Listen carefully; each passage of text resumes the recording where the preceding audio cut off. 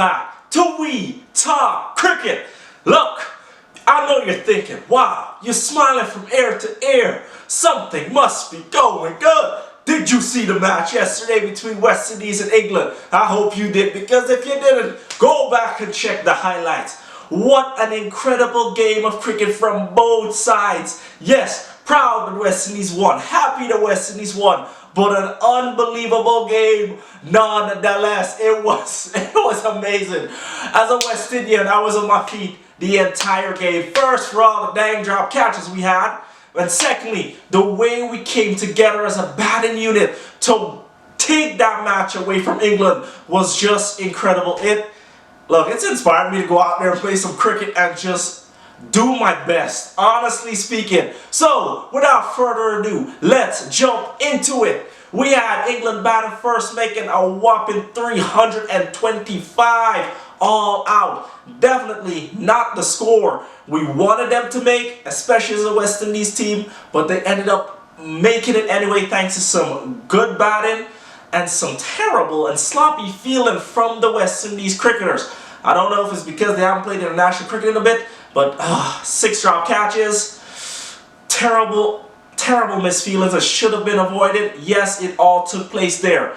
Batting for England, we did have Harry Brook leading from the front, making 71, trying to get the English team to a positive and a good score, which he did. He did receive good support from Zach Crowley, who made 48 odd, and also Phil Salt at the top of the order, who made 45.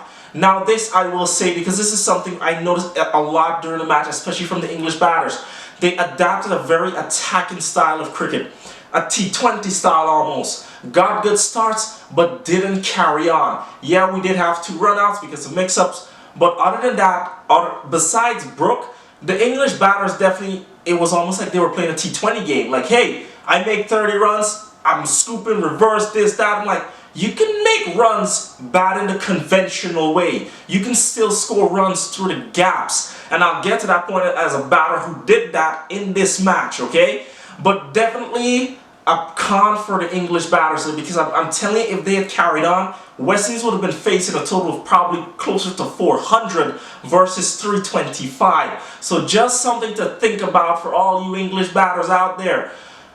The purpose of the game isn't just to like hit the big 6s and 4s. It's also to carry your bat. It's to make the runs. And then you're probably thinking fans are like, but you're a West Indian. Look, I'm still a fan of the game. I still want to see cricket being played positively. And both sides have positive and good batters, but the English definitely threw away their wickets when they could have just stood there and batted and take advantage of whether the bowling was sloppy or too short, you know, going forward. Now, bowling for the West Indies, we had Gudakesh Moti, Romario Shepherd, and finally rounding off the bat right there, oops, sorry, I forgot his name, O'Shane Thomas, all picking up 2 wickets, bowling for the West Indies. Now, definitely the bowlers did take a beating because of misfields and drop catch, and there was a lot of short bowling there and over pitch deliveries. So still a lot West Indies can work on when it comes to the bowling department.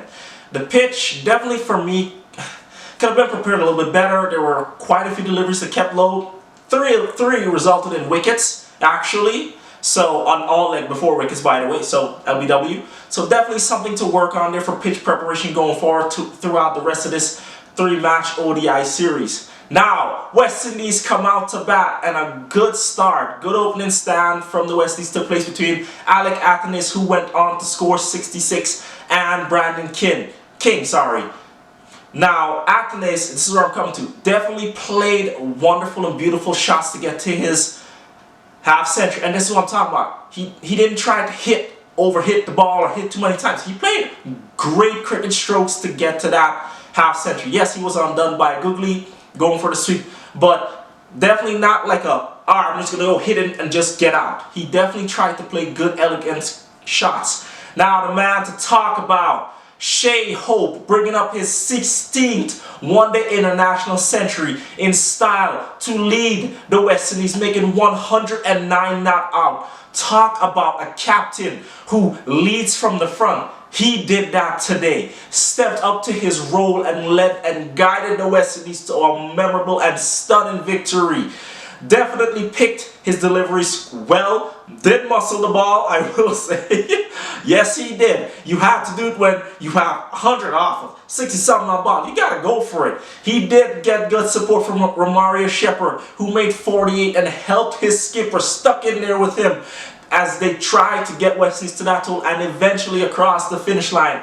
But Hope was a man on a mission, and honestly, as his namesake says, he gave the West Indies hope and brought them home through the gate. This is such a historic win for the West Indies, the second highest 1-8 total chased down by them, the second and the first high, or the highest at the Antigua ground right there, just leading from the front.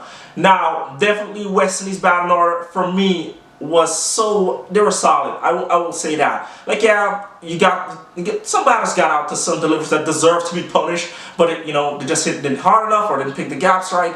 But other than that, I was very, very impressed with the West Indies batting lineup. England, bowling for England, we did have Rehan Ahmed and Gus Atkinson both picking up 2 wickets, but honestly, the English bowling, just like the West Indies, was too short, too full, and deserved to be punished. But what a game of cricket we have had. What a brilliant and beautiful game. And as a West Indian, I'm proud to see us trying to revitalize this game. So, let us know going forward, what do you think West Indies' chances are of winning this series? Can we keep the momentum going and win it all? Or will England bounce back? Because hey, we're going to have to talk about it. Where else, everyone, but right here on We Talk Cricket. And I'll catch you next time so we can talk some more. Later.